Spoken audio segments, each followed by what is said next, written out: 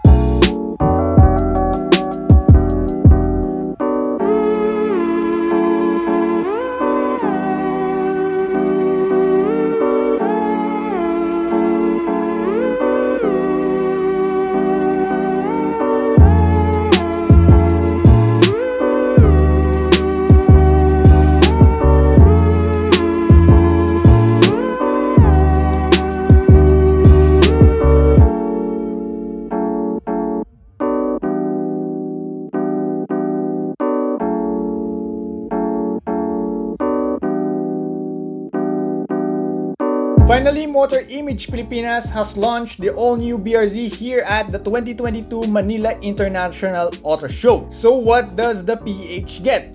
First, let's start with the exterior. We basically get an all-new look, new headlight, new front fascia, etc. and etc. But it still retains or almost has the same silhouette as the previous generation.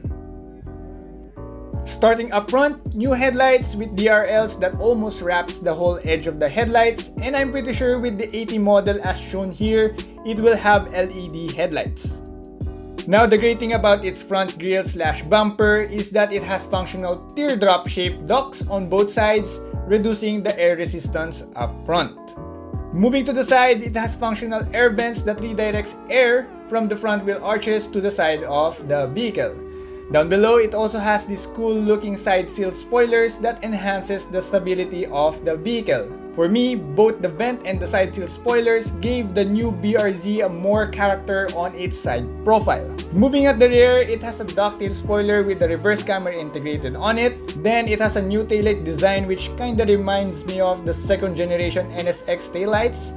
And then at the bottom, a redesigned reverse brake light, and same as the previous generation, it still has a dual exhaust tips. Now for the wheels, we get an 18-inch alloy wheels wrapped in 215/50 R18 Michelin Pilot Sport 4 tires. Well, that's pretty much for the exterior. We almost get the same specs as the US and Japan, but with the PH, it gets a bit more with the 80 model. We do get clear side markers, same as the JDM BRZ, unlike with the USDM BRZ that has amber side markers. But both the JDM and USDM BRZ doesn't have the headlight washers, for as far as I know. Moving on to the engine, we do get the same 2.4 liter boxer engine, but with more power than the JDM and USDM BRZ. The USDM BRZ is spec at 228 horsepower, then the JDM BRZ is spec at 231 horsepower, while the PHDM BRZ gets 233 horsepower at 7,000 RPM. But the torque figure remains the same with the rest at 250 Nm at 3,700 RPM. The engine is a big improvement from the previous generation, especially in terms of torque, where the previous generation had a big torque dip between 3,000 to 4,500 RPM. But before I forget, of course, it is still rear-wheel drive, and then ventilated disc brakes all around, McPherson strut suspension in the front, while in the rear, it's a double wishbone suspension. Paddle shifter pala. Matic eh. Now for the interior. Overall, it feels and looks much modern compared to the previous generation.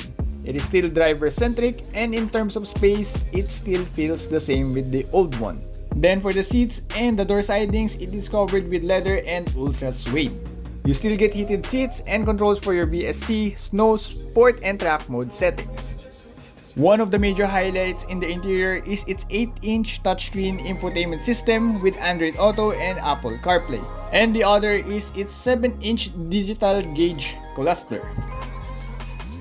Aside from interior improvements, the all-new BRZ improves its safety tech as well. The 80 model comes with the Subaru EyeSight technology, which gives you adaptive cruise control, pre-collision braking, and etc.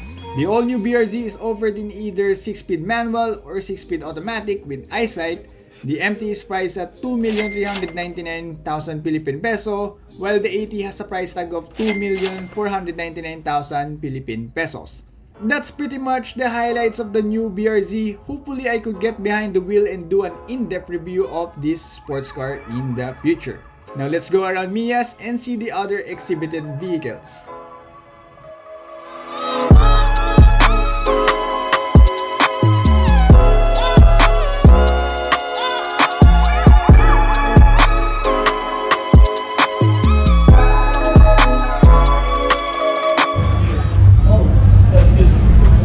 Parking brake, matic, screen, and of course may sunroof tayo na puro finger marks and all leather.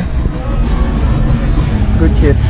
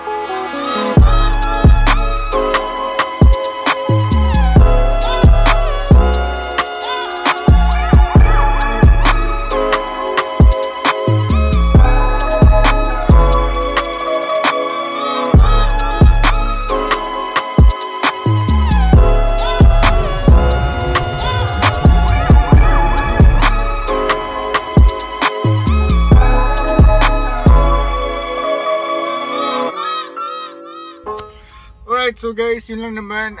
Hindi ako masyadong hindi ko tinur lahat, hindi ko pinasok lahat ng sasakyan. Basically, yung pinunta ko lang talaga dun is yung BRZ, ano. So, yeah, pumasok ako sa loob, I get to feel the interior, walk around, and tingnan ko yung engine bay and whatnot.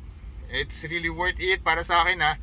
And yun lang talaga pinuntahan ko yung BRZ. But I took a look around and tingnan ko din yung mga ibang bagong labas. Yun nga, yung sa lalo na yung M Grand ng Geely, tinignan ko din yung loob and it's super nice. Yun nga lang, di ko trip yung puti kasi parang dumihin. But yeah, yun lang naman yung video na to. Pinakita ko lang yung loob or yung sa MIAS, walk around, and basically that's it. So sana na-enjoy nyo, lalo na kung fan kayo ng BRZ GR86. Hopefully bring in din ng Toyota yun anytime soon. And yeah, yun lang naman yung video na to. So I hope na-enjoy nyo, and thanks for watching guys. See you on the next vid.